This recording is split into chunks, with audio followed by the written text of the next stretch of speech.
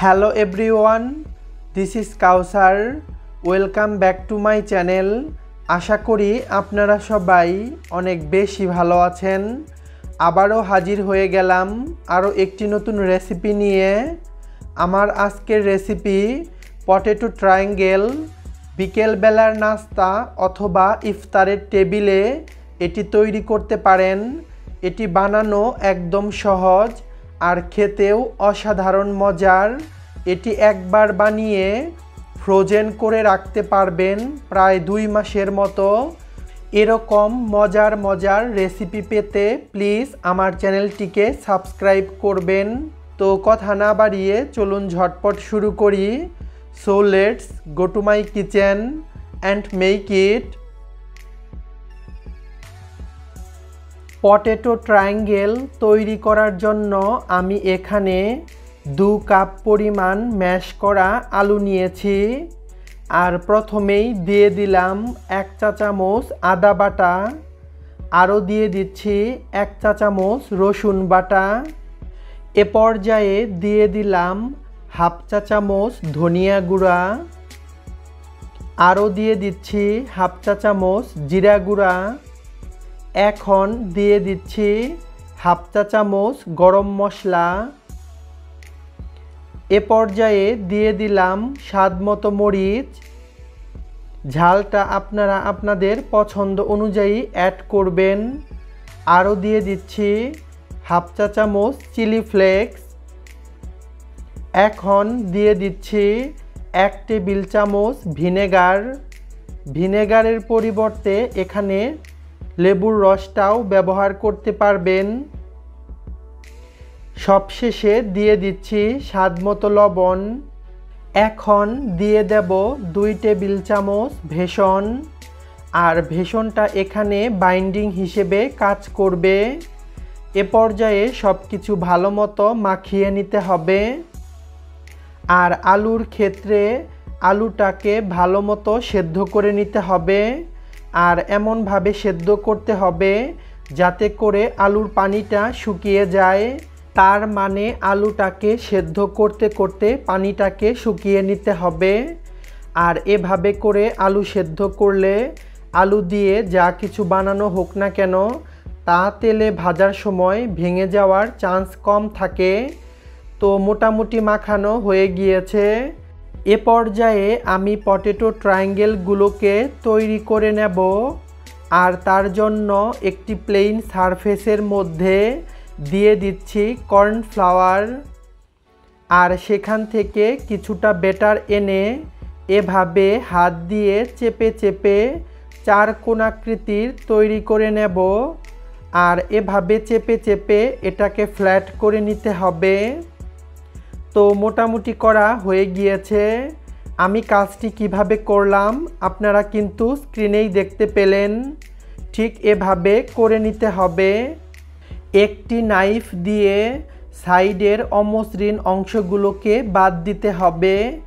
আর তারপর ট্রায়াঙ্গেল শেপে এটাকে কেটে নিতে হবে। আমি কিভাবে করছি আপনারা কিন্তু স্ক্রিনেই দেখতে পাচ্ছেন। তো হয়ে গেল আমার পটেটো ট্রায়াঙ্গেল। আর আমি এভাবে এক এক করে সবগুলো পটেটো ট্রায়াঙ্গেল বানিয়ে নেব।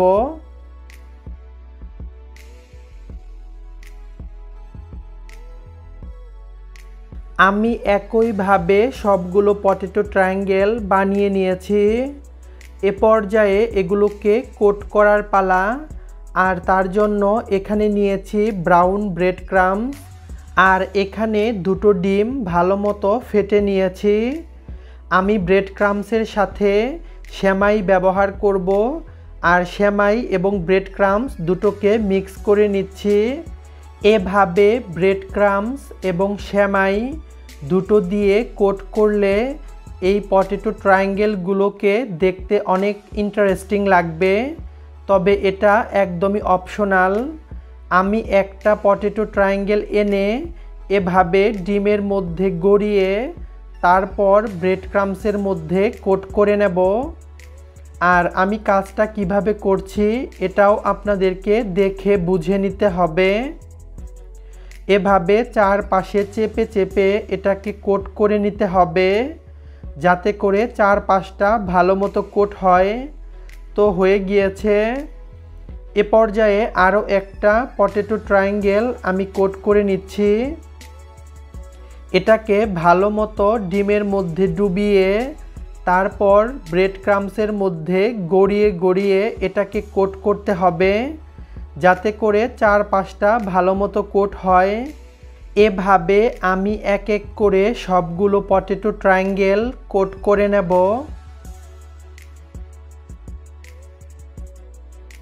আমি এক এক করে সবগুলো পটেটো ট্রায়াঙ্গেল কোট করে নিয়েছি। আর আমি পটেটো ট্রায়াঙ্গেলগুলোকে 4 ঘন্টার মতো ডিপ ফ্রিজে রেখেছিলাম।